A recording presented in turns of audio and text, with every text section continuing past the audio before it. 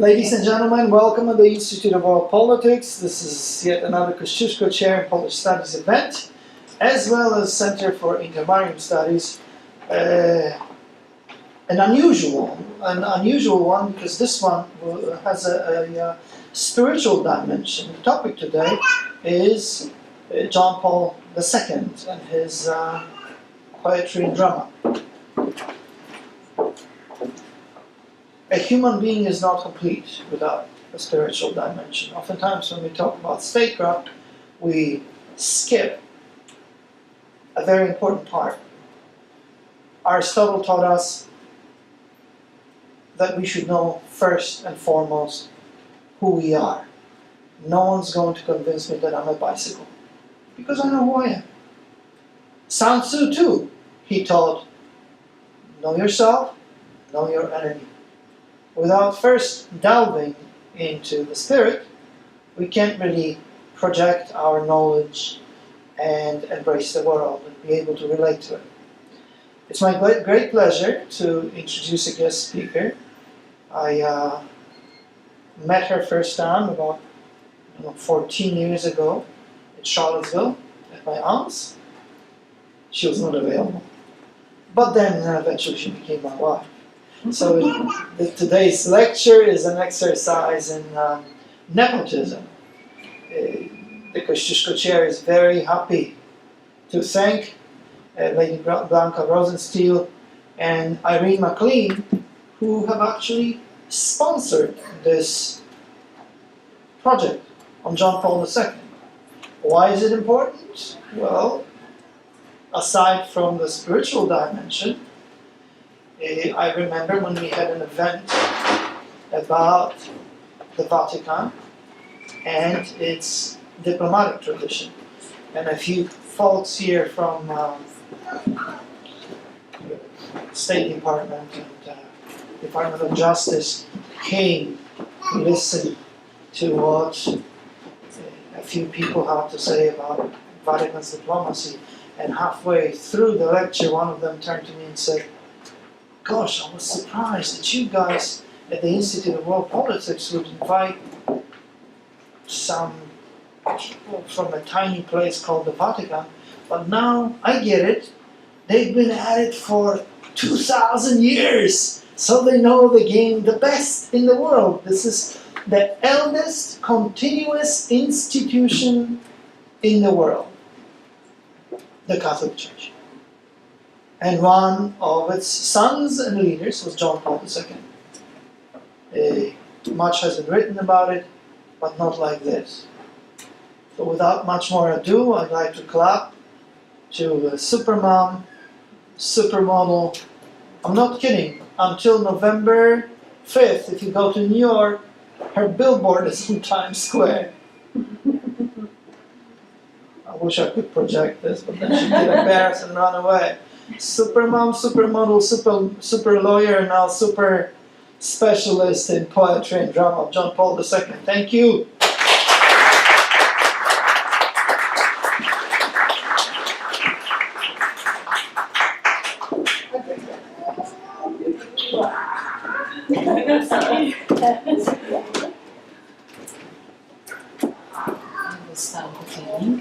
My name is Monika.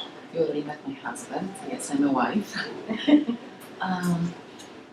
Let me start with a quotation. This is a little explanation about my book and about the title of my book, Wind from Heaven. When the day of Pentecost had come, they were all together in one place.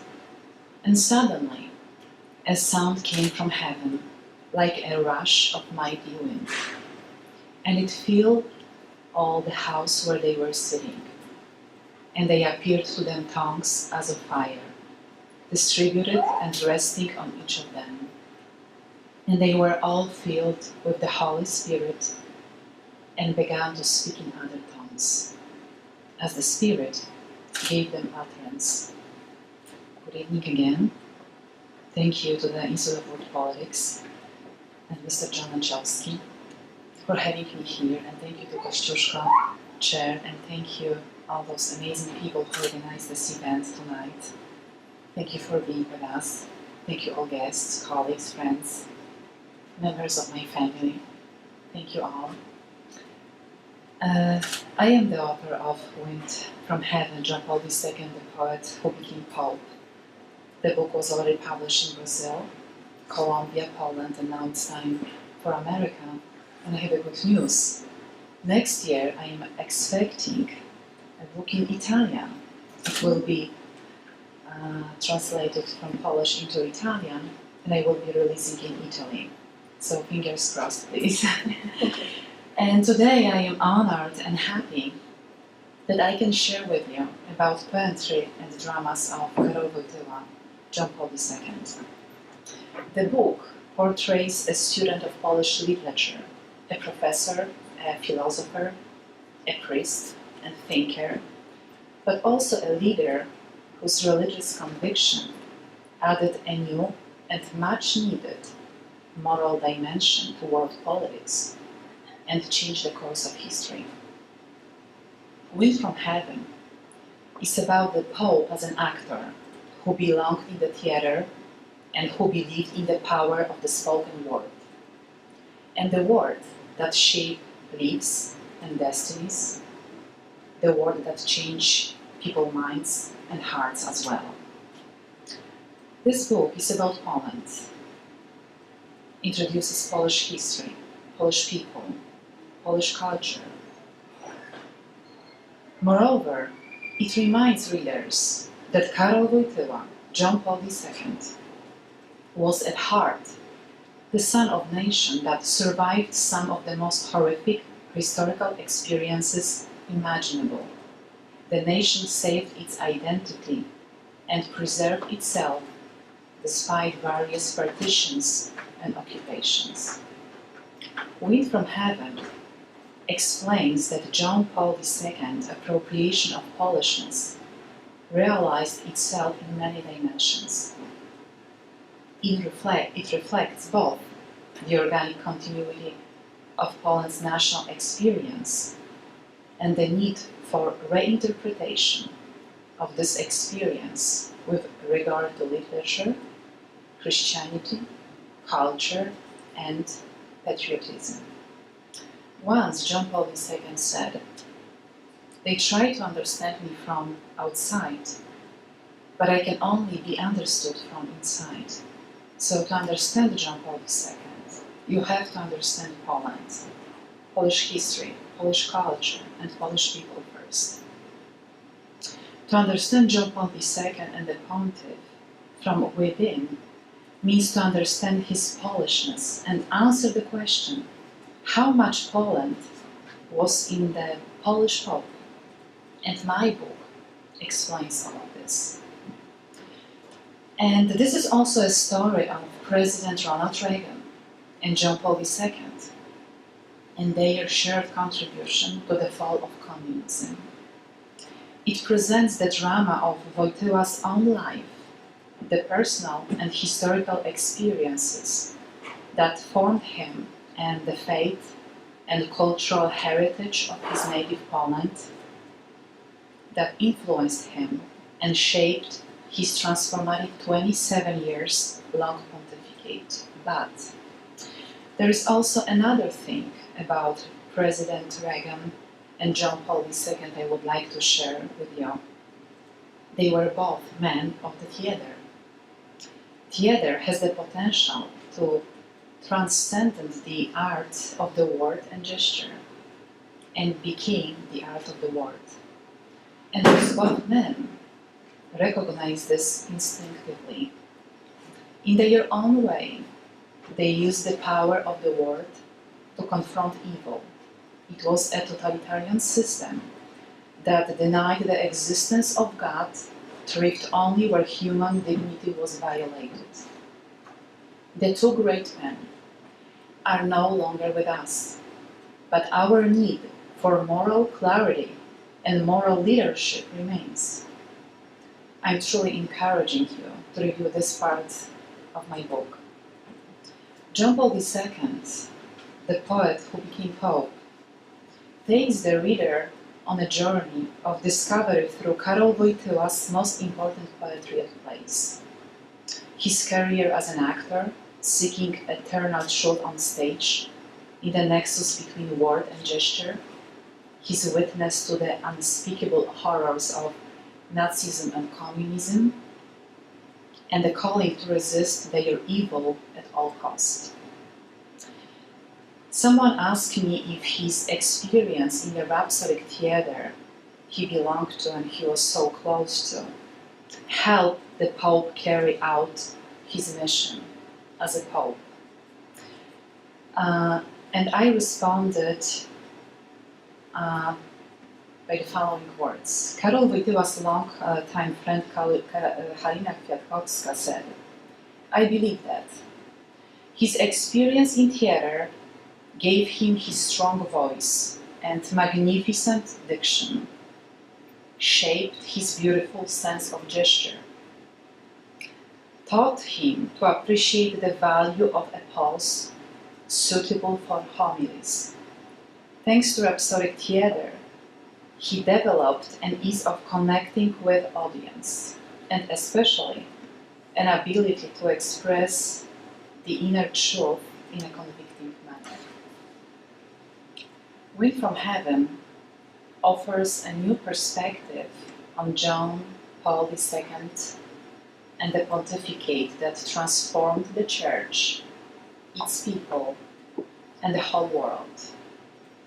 It portrays the forge in which the history of Karol Wojtyła's native Poland, his literature and culture, made a young boy, then a man of unbreakable spirit, who answered the call to priesthood, and became the Pope who feared no one but God, and spoke with love, hope, and moral clarity that gave the world courage to stand up to evil.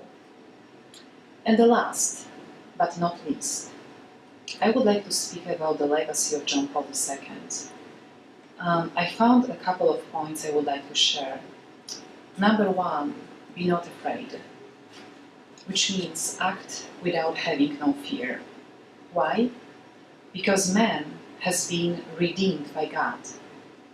The power of Christ's cross and resurrection is greater than any evil which man could or should fear.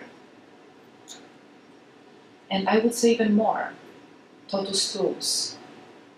John Paul II surrendered himself to Mary, so a woman, Jesus' mother no less, was taking care of him. Ultimately, therefore, he had nothing to worry about.